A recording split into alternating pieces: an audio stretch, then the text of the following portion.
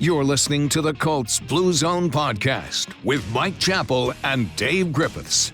Inside the Fox 59 CBS 4 podcast studio, welcome to the Colts Blue Zone Podcast alongside Mike Chappell and Joe Hopkins. I'm Dave Griffiths. Appreciate you all Colts fans tuning in here as another Monday night matchup awaits the Colts this week as the Chargers enter Lucas Oil Stadium for the final battle of this week in the NFL. December 26th, the day after Christmas. We'll preview the matchup with an injury update, keys to the game. We'll make our predictions. But first, we begin with the news, and there is significant news this week out of West 56th Street, and that is the Colts are making a second quarterback change in as many months. Matt Ryan going to the bench.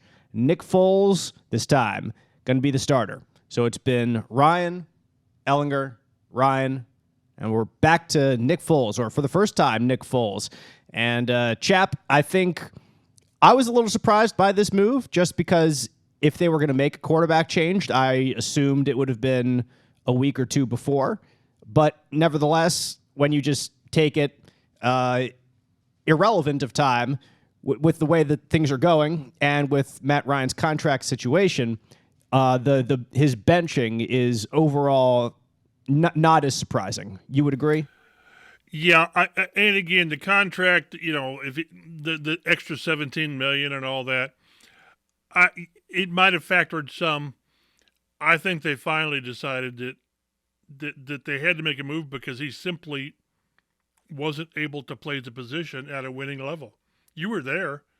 I mean, make two plays. I was there.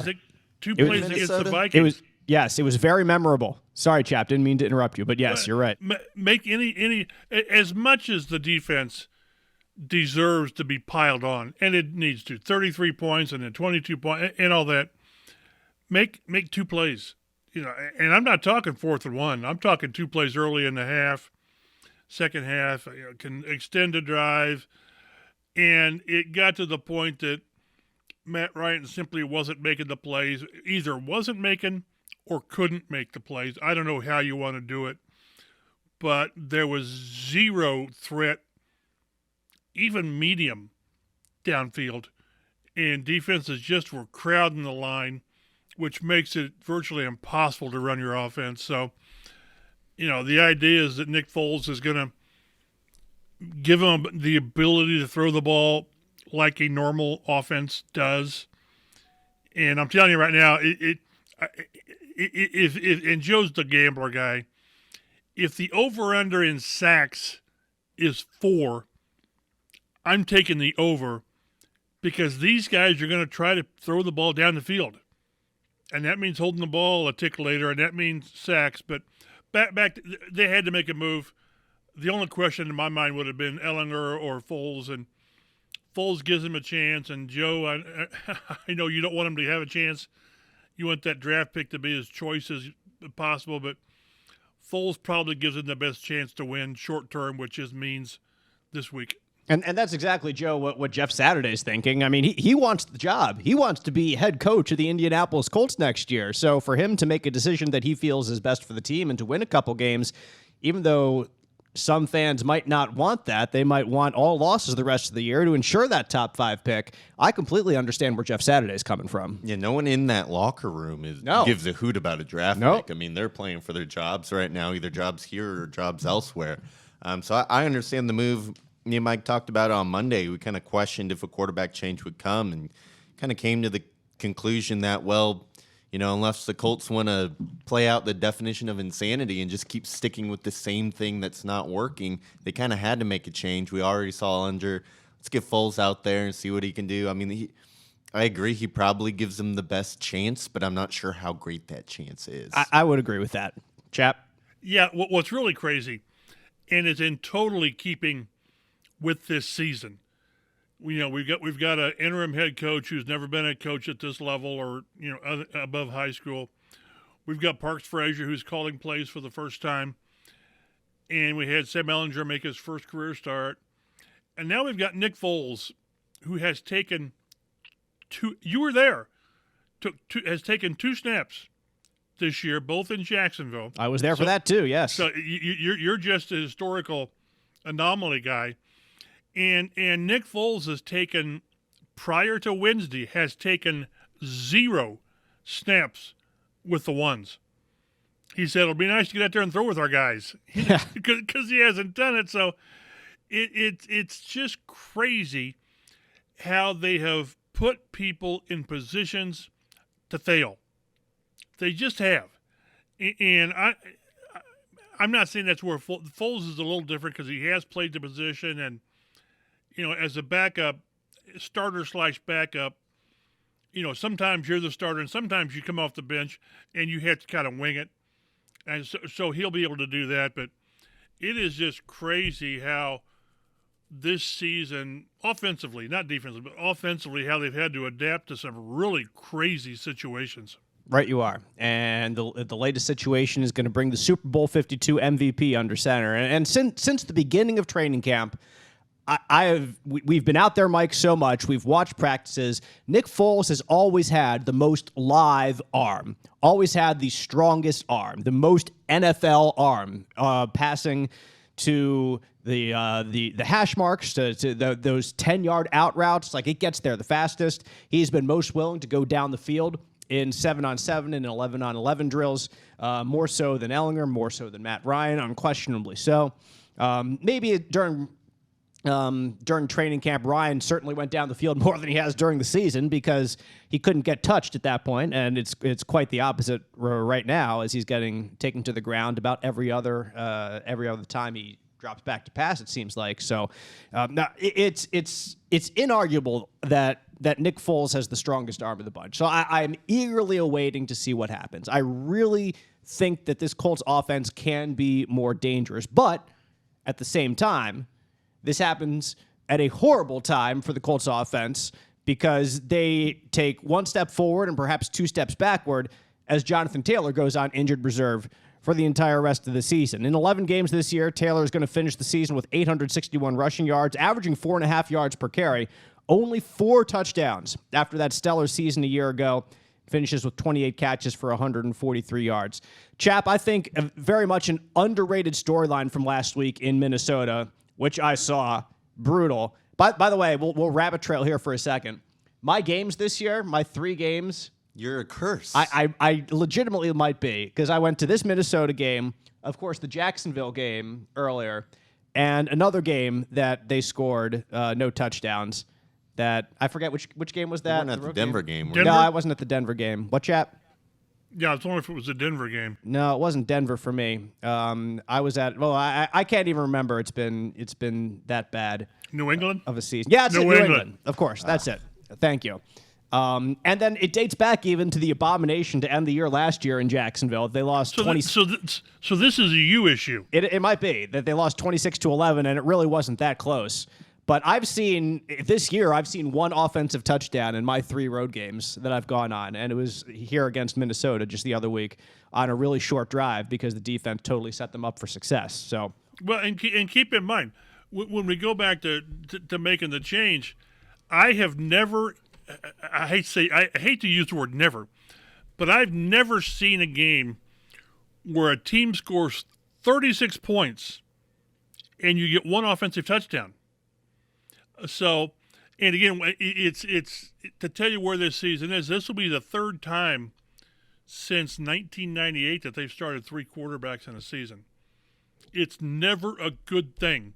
No, when you start 3 quarterbacks. So, I'm very curious how they play Monday. I think protection has been better. Of course, I'm grading that against early in the year when it was atrocious. But there were so many times recently, understandably, to where Matt Ryan felt pressure sometimes when it wasn't there, sometimes when it wasn't as bad as he thought it was going to be. And I don't want to start making this this week or next week a pile on Matt Ryan. Again, I think they did him no service this year by how the offensive line played. But as a quarterback, you have to be able to stand in there and deal with the pressure and at least attempt to push the ball down the field. Michael Pittman Jr., 10 catches for 60 yards. I mean, and some of them were those bubble screens, which were like 0 or minus. So I just want to see the offense show some life. You just can't run 3 yards, and then either a completion or an incompletion on third down. So, and you're again, like you said, you look back at that Vikings game. Jonathan Taylor might have lit those guys up. He might have really, really had a day, because that's how bad that defense was. I can't say I even remotely expect Deion Jackson or Zach Moss or Jordan Wilkins. Maybe Jordan Wilkins is your starting running back Monday night. But losing JT, which makes total sense. It's a high ankle sprain. Best case, he's back in, 2 weeks, 3 weeks, 3 weeks probably. It's not worth it. No, absolutely not. So he's done for the year, and you're going to see what these other guys can do in their stead. And you go from a guy averaging 4.5 yards per carry down to a group that's probably averaging more like 3.5. So that run game, Joe, that certainly could have helped Nick Foles. You can't bank on it for all that much right now. Yeah, it's going to be on him. You can't go out there and be like, let's rely on JT. We got a quarterback making his first start of the year.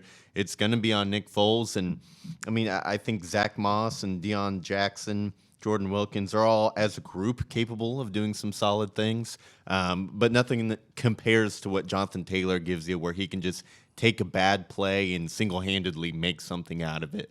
Sorry, go ahead. I thought you were done. Yeah. Okay, you are done. I was just going to talk about Nick Foles' career, which has been really a remarkable career, I think. He's drafted way back when to Philadelphia. He has a statue. He does. If there's a statue to you, I mean, that's pretty darn good. You want Philly? Darn right. That it goes down in infamy in Philadelphia. It earned him a nickname that I probably shouldn't say on the air here, which I won't. But he's a legend there. And even before that, in his second year in the league, way back playing for Chip Kelly's Eagles, he had a season where he was a Pro Bowler and had 27 touchdown passes to just 2 interceptions. And then he went kind of around the block a little bit here and there, going to Kansas City, going to Jacksonville, going to the Chicago Bears the last few years. Since winning the Super Bowl with the Eagles, the 2017 season, he's appeared in 20 games. He has a 7-10 record as a starter, which guys, 7-10 might actually win the AFC South this year, stupidly enough. The Colts entered this week with the chance to make the playoffs. As we tape this podcast on Thursday, the Colts still have a chance, like 0.2%, stupidly, to make the playoffs. Like 9 games have to go in their favor, and none of them are outlandish. The Colts except for the Colts winning. Exactly, except for the Colts winning all 3 of theirs to finish the season. Good. Thank you for correcting me there, chap.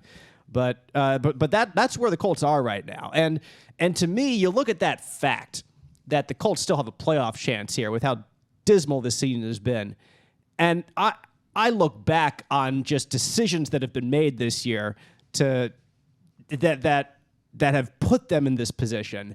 And it's just frustrating. Like 1 or 2 games here that go the opposite direction. One Rodrigo Blankenship kick in week 1. But then, of course, he's probably still your kicker if he makes that kick, and you don't have Chase McLaughlin, who's hitting 50 yards left and right. You make that. You don't have the epic collapse. You make a 4th and 1 play in Minneapolis. You're that much better.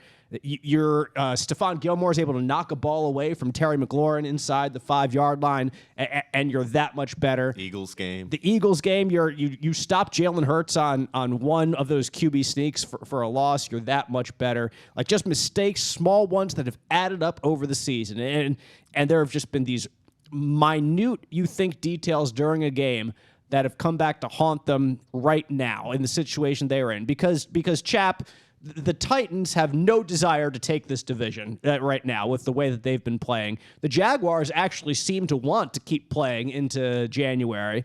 They're the only ones right now in the AFC South. So to be honest, I hope that they can come back and they can win the division because they're the ones that earn it right now. They're the ones that deserve it. Trevor Lawrence is playing really, really good football. I would love to see him in the playoffs, see what he could do.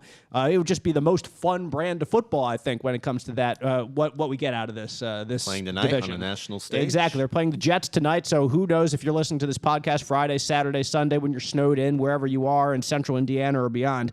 Stay safe this week, by the way, for sure. Hope you're enjoying yourselves and your family this holiday season. And anyway, back to the AFC South scenario. Yeah, Chap, it's just puts the Colts under the microscope further. That just a little bit of improvement could have improved their postseason fortunes exponentially. What drives these people at the Colts complex, the higher ups, absolutely crazy, is everything was done during the off season, the preseason, training camp, all that, to win the division. And you open with Houston, you open with Jacksonville and Tennessee to come, and they do what they did. And right now, as it's played out, this division, it's begging somebody to win. It just is. And it's like I said, it's crazy when you look at the scenarios, and it's actually doable. The 0.2% isn't, but what needs to happen? I can see that happening. Except you can't see the Colts winning 3 games. But go back when they were 3-2-1, or after the Tennessee game, I think 3-3-1, when they made the change to Ellinger. What if they had gone? What if they had gone to Foles back then? Like you said, we're not talking with. Let's say all the flaws are still there. It's primarily the offensive line, but we're not talking about making 12 off the chart plays. We're talking 3 or 4 plays to where just do your job and convert or stop whatever. And the division is right there. It is right there. And like you said, Tennessee's, in free fall. And I saw Tannehill's out for this week, and there's been reports he might be done for the season. Trevor Lawrence, I tell you, we may be seeing the future of the AFC South in Jacksonville. And I know Jacksonville has kind of fooled us and pulled the rug out from under us so many times in the past. But they look like they might be the real deal. They've got a quarterback who's playing well. They've got a legitimate coach who has a quarterback background. They've got young talent on both sides. Now, maybe they go out and lay an egg. The weather's supposed to be pretty crappy tonight, but I like what they've done. And when you look about moving ahead, they've got what everyone else doesn't. They've got a quarterback. The Colts have zero ideas at quarterback. Well, you got ideas what you want to do, but you got no idea who it is. Houston's going to have the number 1 pick, but who knows? And Tennessee, you don't know. Tannehill is probably about done, and you don't know about their rookie quarterback. So good for Jacksonville, but shame on these guys for turning this season into something that no one even remotely anticipated.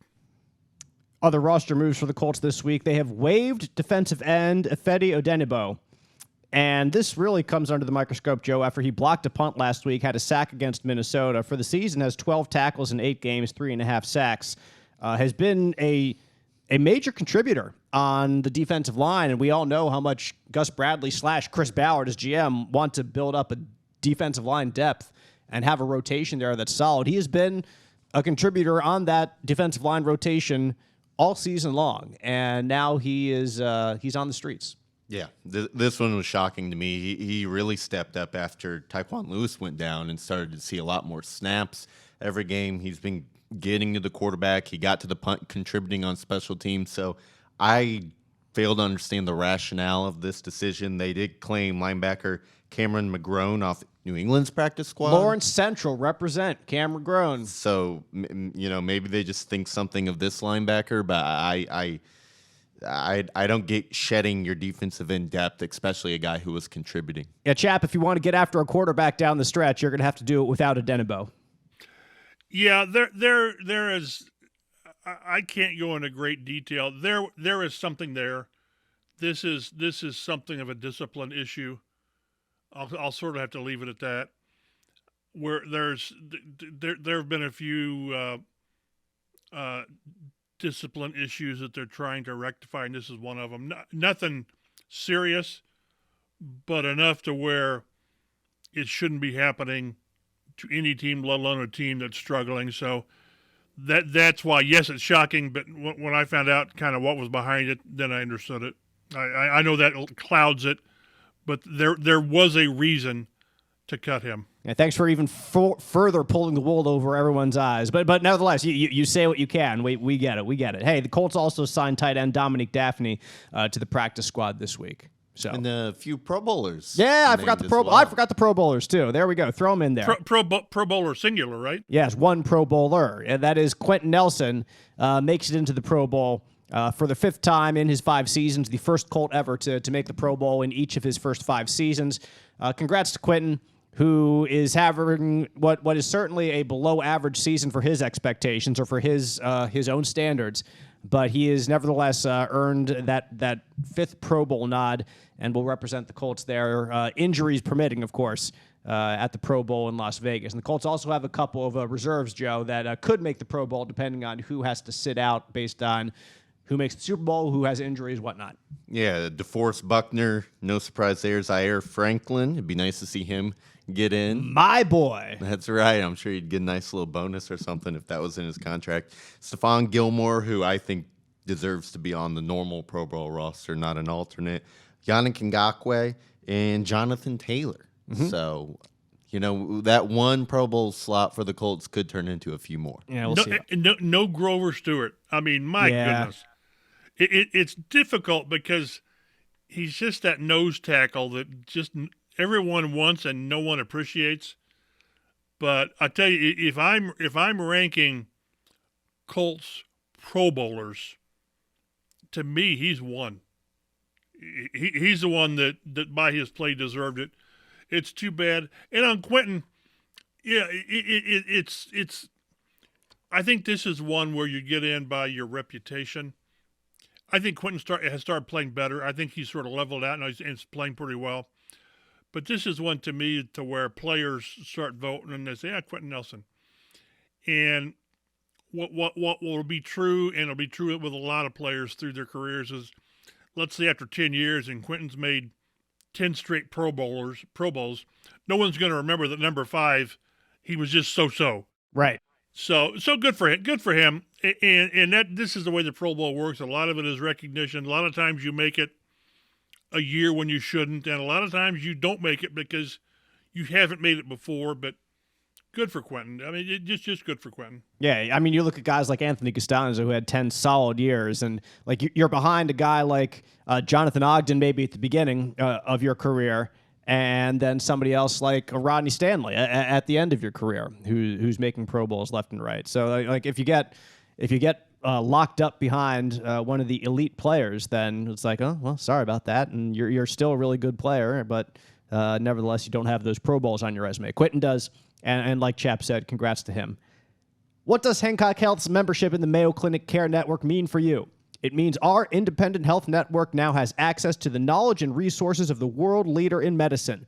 It means your Hancock Health doctor can now consult with Mayo Clinic specialists to confirm a diagnosis or treatment plan. And it means that together, we're making health possible for you. Learn more about our new clinical collaboration at hancockregional.org/Mayo Clinic. We'll get to the Colts injury report, and it's actually a little light discussion this week because the Colts did not send out a practice report after Wednesday. I double-checked on Twitter, double-checked my email, and it was not there. So that's where we are right now. We'll have to wait for Thursday's practice report to come out, and you can find it online on Twitter. You can follow us at Colts Blue Zone for updates like that and other news and notes throughout the week. Jonathan Taylor's already out. We know that. Placed on injured reserve with his ankle injury. After that, we'll kind of have to just keep our eyes open and see what comes of these next couple days. I assume Kenny Moore's probably not going to play. We'll see. He's at least been walking around the locker room now without a boot. So like he's certainly made progress from week to week, but I don't know if that progress is to get him all the way back. So you got to look at him, look at Brandon Faison. He just had an illness, I think, last week, so you would hope that he's back from that illness. Dallas Flowers got some of his first defensive snaps, actually, in relief of those two just this past week, who's had a heck of a season on special teams, proving that he can certainly return kicks with the best of them. Also got those first, like I said, defensive snaps. So we'll see what happens there throughout the week. As for the Chargers, they have already ruled out all-pro left tackle. I'm already talking about Pro Bowl left tackles. Rashawn Slater, who's out for the season. All-pro cornerback J.C. Jackson is out for the season.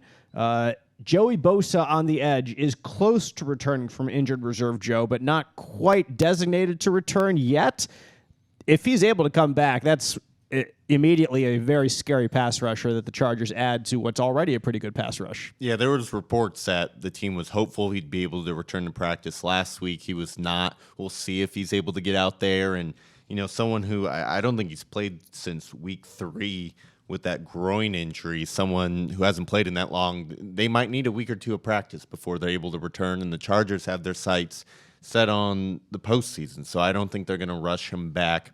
So we'll have to keep an eye on that one. Another one to keep an eye on is Derwin James. He's missed the last couple of games. He might be able to return for this one as well. So very questionable, but two high-impact defenders. I was going to say, all those players that we mentioned are Pro Bowl guys, like every single one of them. Some of them all pros, like you said. I mean, and a lot of them are young guys, too. So that's a core group of players that you're expecting to be major contributors to your team. And even without their contribution to the Chargers right now are 8-6, and like you said, really gunning for the playoffs, which would be a wild card berth with the Chiefs well in control right now of the AFC West. This game is an 8:15 kickoff Monday night game, broadcast on ESPN, as all Monday night football games are. The Chargers are coming in off back-to-back wins over Tennessee and Miami, but weren't that impressive wins. They were a little grinding it out, which, hey, for playoff teams, sometimes you have to grind out some games. Like they're scoring 17, they're scoring 23 points, but hey, they're not apologizing, Joe, for wins. Well, and that's what they've really done all year. Their last 7 games have been decided by one score. So they've found a way to win these close games, kind of the opposite of what the Colts have been able to do so far, although it helps quite a bit when you have a if not elite, close to elite quarterback. And he has maybe the best arm in the NFL right now, which belonged to Aaron Rodgers for years and years. You could certainly make the argument right now that Justin Herbert, if he's not at the same level, Chap, is just a step below maybe the best of the best, because, boy, you look at this young kid and what he can do with his arm, and the talent is rare, and he's got some good weapons out there to throw to. But the Chargers have their guy. They don't have to worry about quarterback, unlike half the NFL right now. All you do is put on the last whatever it was, 20 seconds of the Tennessee game, where that game's going overtime. It is just going overtime. He extends the play and throws that rope down the field. And we always talk, how Chris Ballard says it's not about one guy. Well, when you got that one guy, when you're a team that's got one of those, whatever it is, 6 or 7 or 8 quarterbacks, you got a chance every game, every play. I go back to the playoff game against Buffalo with Josh Allen. He made 3 or 4 plays that were just ridiculous. And here are the Colts are asking their quarterback to make plays that are just so mundane and normal. But that guy gives you the chance, and that's why it's – but at some point, with Justin Herbert, at some point they need to cash in on having a young quarterback like this, and thus far they really haven't. I like what they've done, but it's like what injuries right now are just killing them, just decimating them. But I tell you, love watching this guy play, and that's why when we get to the players to watch and the trends and all that, the Chargers are going to score points because that's what they do. They are 12th in the league in yards, 2nd in passing, and 31st in rushing. So they're definitely they know their strength, and they really stick to it. They air it out quite a bit. And with that, they have the 6th fewest turnovers in the league, too. So Herbert's taking care of the ball at the same time as letting it rip so often that he does. On defense, Chargers do have one of the it's certainly in maybe the bottom quartile, we will say, of the NFL there units. You got it in there. Every week. Say the word. Every week we got to do it. We need a little dinger when you say the word. 25th in point. I'll tell you guys. I am in the bottom quartile of the last quartile of people you ever want to see at a Colts game if you're a Colts fan. So I apologize immediately for if you see me this weekend. Actually, you won't. You won't go to the game? No, I will not be at the game. So you got that going for you. I just said they probably have somebody at the gate saying, not tonight, sir. Mr. Griffiths, you're going to have to turn around. Sorry about that. We have revoked your credential. This is coming straight from Mr. Irsay, so goodbye. The Chargers are 25th in points allowed this year. They're allowing 24 points per game. 11th against the pass, 28th against the run. So once again, I mean, there's a team that struggles against the run, and you're not going to have Jonathan Taylor out there. So you're like, well, can Deion Jackson, can Jordan Wilkins, can Zach Moss take advantage of this team against the run? We'll see about that. They're 13th in takeaways. They have 18 on the season. So that's just the brief rundown of the Chargers offense and defensively. Players to watch, Joe, it begins with Justin Herbert. We've talked about him a little bit, but the numbers that he's put up early in his career are some of the best that the NFL has ever seen. Yeah, he broke Andrew Luck's record for most passing yards in a player's first 3 seasons. And I think Luck had previously broken the record that was held by Peyton Manning. So surpassed a couple of Colts on that one. He's also the first player, Herbert that is, in NFL history to pass for over 4,000 yards in each of his first 3 professional seasons. Having another stellar year, 21 touchdown passes, 9 interceptions, obviously surpassed 4,000 yards, 67% completions. And he's done a lot of this without his main weapons. Keenan Allen was injured earlier in the year with a hamstring that just kind of lingered. He missed really the first half of the season. Mike Williams has been in and out. He had an ankle injury that took him out for about 2 or 3 games and was just able to return within the past couple of weeks. So what Herbert's been able to done this year has been very impressive given the talent around him. Left tackle being out, his star left tackle being out since I believe week 3. So he's made the best of what he has around him. Chargers have had, these massive wide receivers, it seems like forever. I mean, Keenan Allen's played there for a long time, so he dates back. And before that, it's Vincent Jackson, who's 6'5" and just jumping over cornerbacks. Malcolm Floyd's another one. Yeah, like these guys that are just big human beings, and Keenan Allen's not alone. I mean, he's got Mike Williams right there next to him. So you want your best cornerbacks out there, which the Colts have not had recently. I mean, Faison's been hurt. Kenny Moore's been out. And I mean, Kenny being not the largest corner would have a fight on his hands. I'm not going to say he would be at a significant disadvantage because this is Kenny Moore's life, and he's made a Pro Bowl career out of going up against some really good wide receivers. But I'm not going to go quite as far to say that, but I will say that the Colts could certainly use a great performance from Stephon Gilmore this weekend and whoever lines up at corner if they want to limit what this now healthy duo can do down the field. Well, and to help that is, how about a pass rush?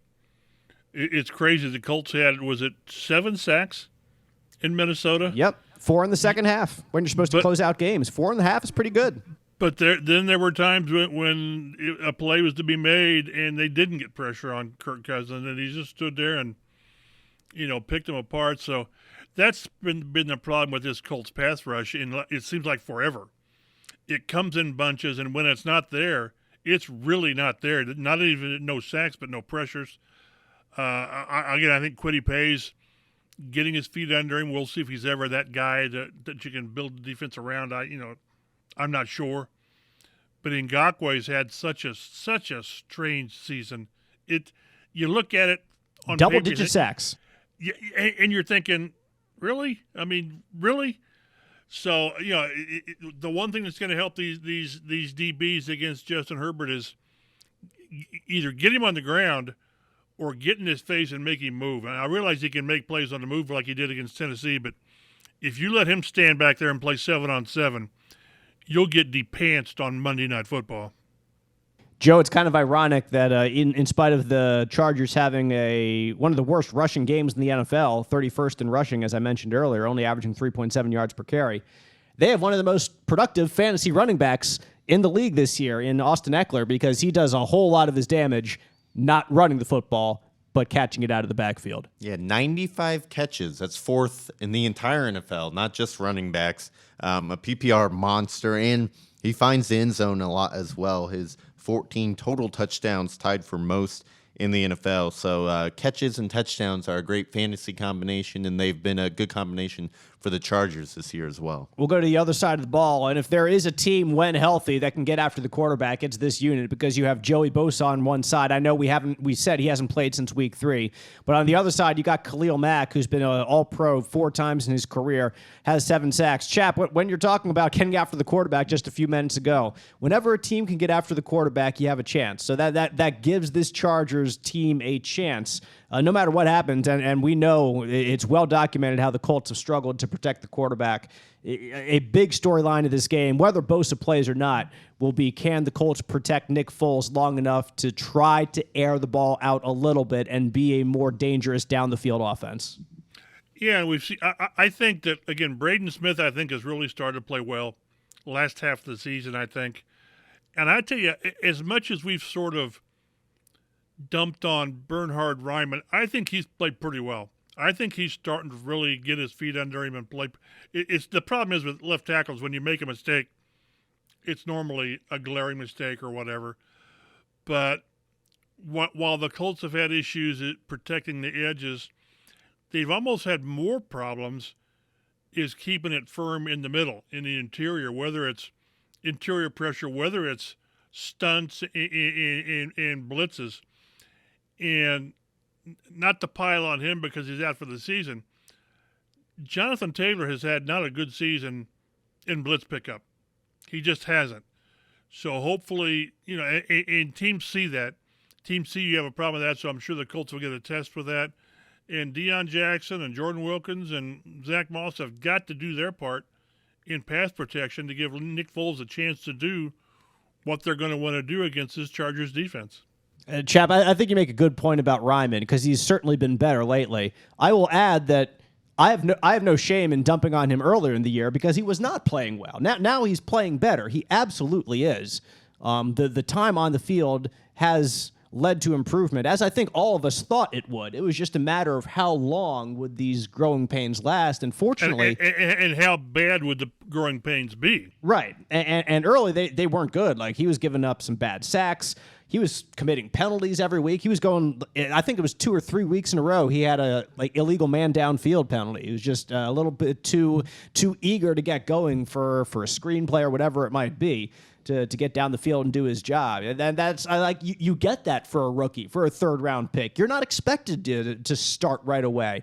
But Raimann's been thrust into a position that he has to, because the plan for left tackle just completely blew up in the Colts' face. So you're like, well, since we're here, we might as well put the rookie in there for the rest of the season and see what happens. Well, and to be fair, he was plan B. I mean, it's not like they made several plans to keep him from having to do this. He was plan B, and the improvement is exactly what we were hoping for. I remember maybe a month or so ago, we were talking about Raimann, and we said if he's going to give any hope at holding it down this job going into next year, he needs to show that improvement week after week. He is doing so. He still needs to improve his anchor, get stronger against the bull rush, but that's kind of to be expected from a guy coming from Central Michigan, right? So hopefully he can continue to get better and better, and he's got a great test because Khalil Mack's got one of the best bull rushes in the NFL. Safety Derwin James is a playmaker if he plays for that Charger defense. He's been to the Pro Bowl twice.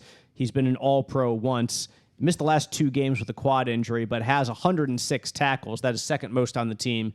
Also 4 sacks from his safety position. They're not afraid to send him up to the line and blitz you.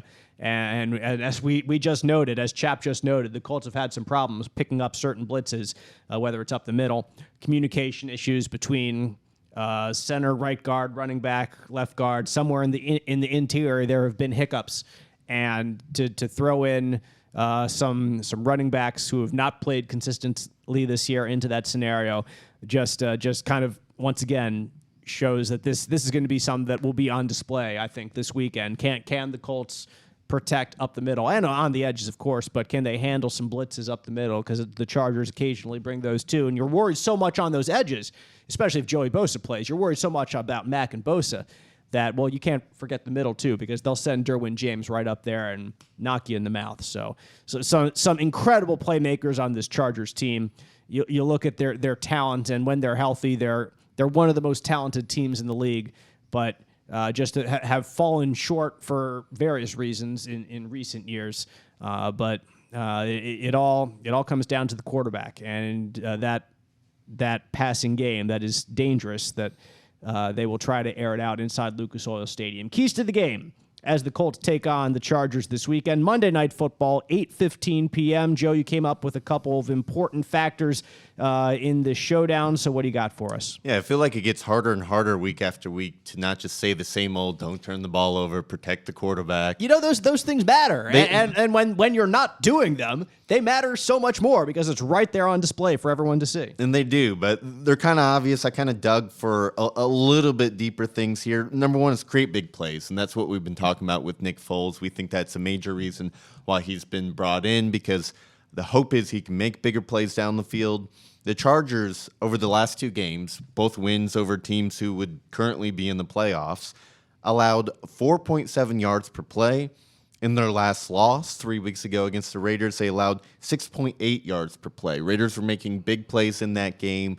Devontae Adams, they hit their tight end on a big 30-yarder. So the Colts need to be able to make these big plays. That's not what they did against Minnesota. 4.3 yards per play is a terrible average. Indy's offense is not good enough to consistently sustain long drives, these double-digit play drives. Give Pierce his shots down the field. Give Pierce Pittman shots down the field. The Colts have just 4 plays of 40-plus yards all season. All season. It's been pathetic. I think Jonathan Taylor... All to Pierce, I believe. I think you're right. I think Taylor ripped off one as well. Did he had get one? Long run against the Raiders. All right. Well, it was 40 yards. They got 3 40-yard passes. Okay, got completions. And let's get Jelani Woods more involved. It seems like every time he gets an opportunity, he makes big plays. He only had the 1 catch against Minnesota, and it was, 36 yards? I said we were talking about that in the press box in Minneapolis in the second half. We're like, do you guys remember any good plays in the first half? And I piped up. I said, hey, how about that pass to Jelani Woods? That was a nice one. And everyone was like, I forgot about that completely, because at that point, it was so far in the past that it just wasn't right on the tip of the tongue anymore. They had 2 passes completed of 20-plus yards. Jelani's, and then Granson had a 21-yarder. Take advantage of that. You see those tight ends being able to get down the field, and I feel like they stopped targeting their tight ends despite the success. If it's not broke, don't fix it. We talked about how would Woods have almost 100 yards against the Steelers and then didn't have a catch until late in the fourth quarter against Dallas the next week. So get your playmakers involved for some big plays down the field, because without that, this offense is going to be more of what we've seen all year. Well, one thing, and go back, and I've not gone back and looked at all the games, at least the recent games, but if you do, you're going to see opportunities down the field. Guys are open. Guys have been open, and whether the quarterback, Matt Ryan, has not seen it, has felt pressure, not gone there, whatever, the Colts, the offensive coaches are convinced there are opportunities, and there have been opportunities, and they've not taken advantage of them, and that's something. Again, we're talking 3 games to go. They really want to see how they can do, at least trying those opportunities down the field. Can you guys remember the last time Mo Alley Cox caught a football? He's been used to block. Yeah, that's true. So, to his credit, he's staying in to block and doing better than there were early in the season. Doyle role. Exactly. So, I said that, I asked that question not to criticize Mo at the time. It was just kind of to show you that there's been some changes in their offensive philosophy in recent weeks. But it would be great to see some more playmaking down the field. I don't care if it's him, because I love seeing Mo run down the field, because he's just like this wild moose charging through a field of gazelles that are all like just half his size and hopping around and taking business decisions and not wanting to square up and tackle him. Exactly. Like it's literally one of my favorite things to watch of this Colts team, and it's happened like once this year. I've been very sad not to see it more often, so I would love to see that a little bit more. Joe, your second key to the game. Pressure Justin Herbert. Herbert's sack average during their wins is 1.8. It's nearly double during their losses at 3 sacks per game. And this is something that the Chargers have kind of allowed recently. Los Angeles has allowed 3 or more sacks in their last 5 straight games. So teams are getting after Herbert. That's why we've seen this offense not put up as many points recently as they could have, just 17 against Tennessee, despite their issues with the pass in the weeks leading up into that game. Force him into those quick throws rather than let him use that terrific arm with shots down the field to playmakers like Mike Williams. So that's another obvious one, but it's one that's so important if the Colts want to win this game. And then I'll just go ahead and finish us off.